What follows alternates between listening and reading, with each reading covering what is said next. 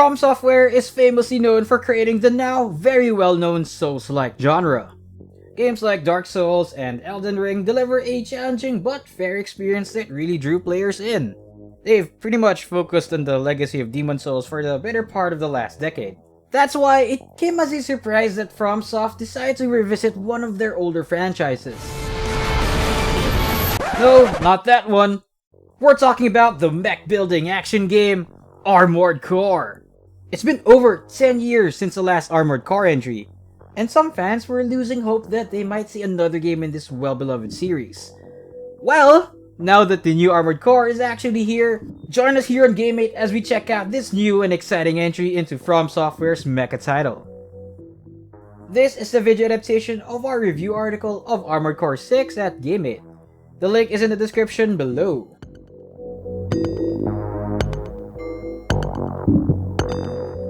The story of Armored Core 6 Fires of Rubicon is quite simple to say the least. You play as an independent mercenary codenamed Raven, who has infiltrated the planet of Rubicon 3 under the watchful eyes of your handler named Walter. It is here in Rubicon that you must make a name for yourself as a pilot of your own Armored Core, or AC for short. You'll work for different factions and corporations that all have been going to war against each other for the planet's valuable resource known as coral, as well as with the natives of the planet who just want their resources to be left alone. The game centers around you and the choices you make throughout the story. Helping a certain organization may cause you to get into a conflict with the other warring factions of the planet, as all of them have their own agendas on how to use the planet's coral resources. The way the story is presented is exclusively through on-screen calls and briefings. Yep, there are no real-time cutscenes with actual character models in the game. Looks like you passed the authentication. Raven. That's who you are now. You're on Rubicon. As has been the trend for Armored Core ever since its first release. Veterans of the Soul series may already be familiar with FromSoft's way of fleshing out the world's story and lore. The same is done in this title, as it's up to you to piece together the bigger picture by reading the emails, mission briefings, and item descriptions to better understand the story. You might be thinking, how will just seeing an emblem on the screen be enough to convey certain in-game moments during the story? Well, the game actually does a great job of making each character distinct enough that you know who you're talking to. Some great examples of this are characters like Gun 1 Michigan, who acts like your stereotypical army commander with the way he talks about his troops. I'm assigning you the call sign Gun 13, a lucky little number that just became available. Gun 13, sound off! Another great character is V4 Rusty, who is honestly the best buddy one can ask for. You must be Raven.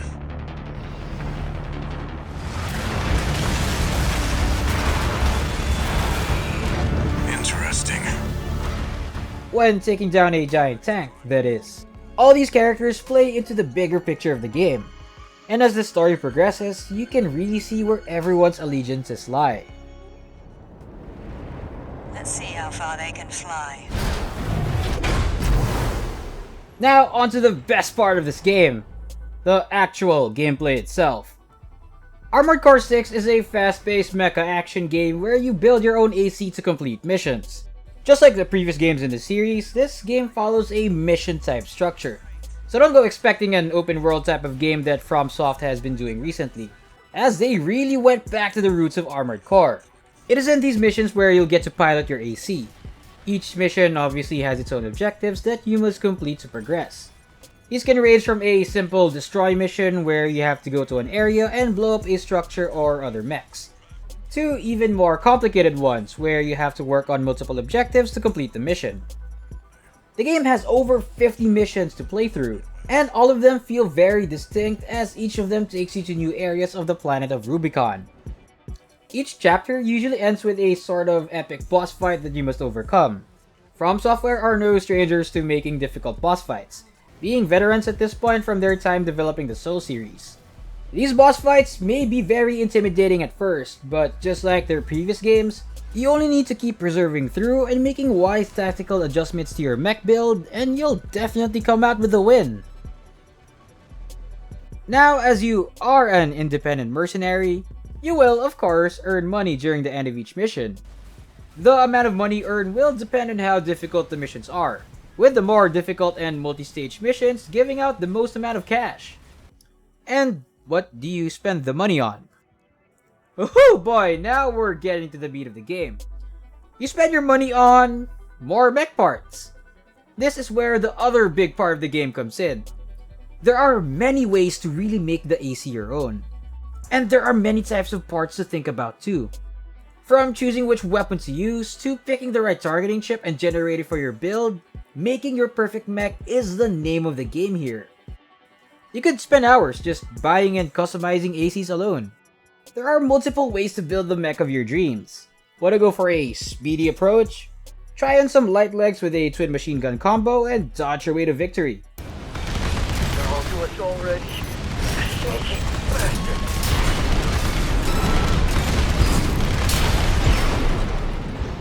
If being tanky is your style, well, how about replacing your mech's legs with some treads? Then attaching some cannons and a Gatling gun to your AC to make it a literal tank mech.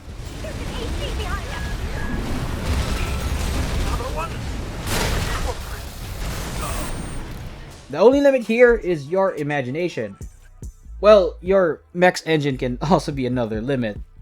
One of the big things about the mech building part of the game is how well you manage your AC's resources and power. You can't just slap random parts all willy-nilly and expect them to work out of the box. You're gonna have to keep track of your AC's load and your energy load, which are the weight and power of your mech respectively. You can still choose to equip as many weapons as you want, just make sure you have the right generator and legs to support all that equipment, or else your mech will be at a massive disadvantage. The game actually encourages you to have multiple builds of your AC, as some missions might be a lot easier to complete using a certain build. Missions that have a timer might benefit from a speedier mech to quickly get through the stage, while a mission with a boss might require you to add some extra firepower to your AC. It's up to you to know when to switch out certain parts to fit the task at hand. It was this gameplay loop of customizing and deploying your mech that a lot of longtime fans really enjoyed from the series. You're not just limited to switching out different parts either. You can even add some stickers to give it a more personal touch.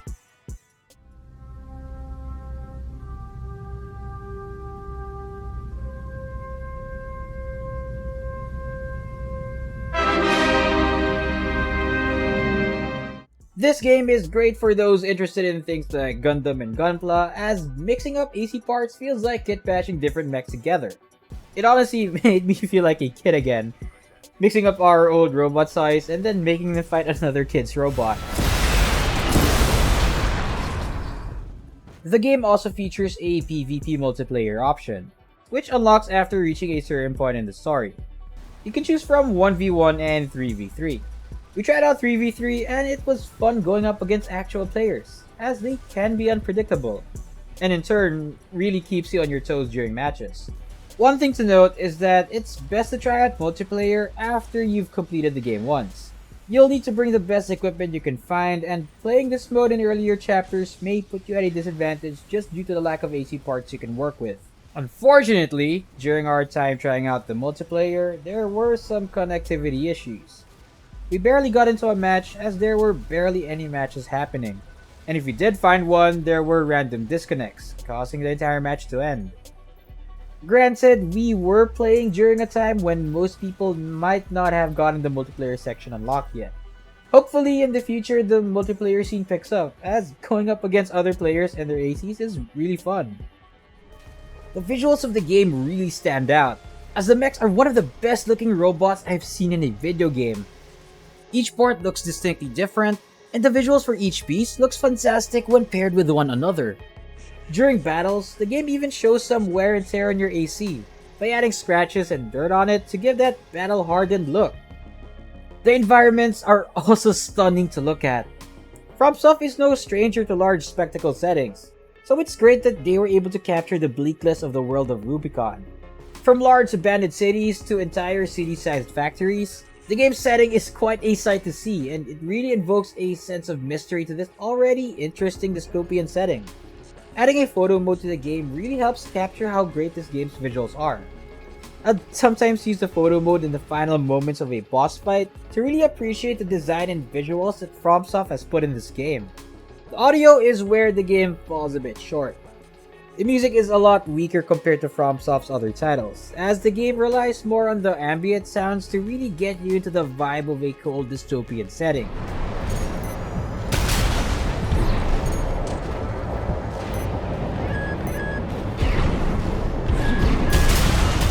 Now, that's not to say the audio of the entire game is weak.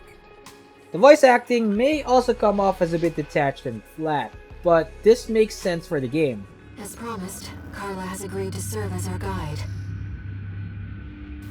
I'm not sure how safe it is to trust a dozer. Previous titles have also followed this style of voice direction as a way to show that humanity of the future is so technologically advanced but devoid of emotion and human nature. The sound effects during battle also sound great and have a lot of impact. Each weapon sounds like they really pack a punch. Especially the larger weapons like cannons and missile launchers. Armored Core 6 Fires of Rubicon was worth the 10-year wait, as the game combines elements from past games and can satisfy both series veterans and newcomers alike. We here at Game8 are giving Armored Core 6 an 8.6 out of 10. The gameplay loop of making your own mech and testing it out to clear the game's challenging levels feels very satisfying. Plus, who doesn't want to make your own cool looking mech? So, what do you think about Armored Core 6? Was 10 years worth the wait for the series' next installment? Let us know in the comments. Also, be sure to check out the written version of this review, linked in the description below.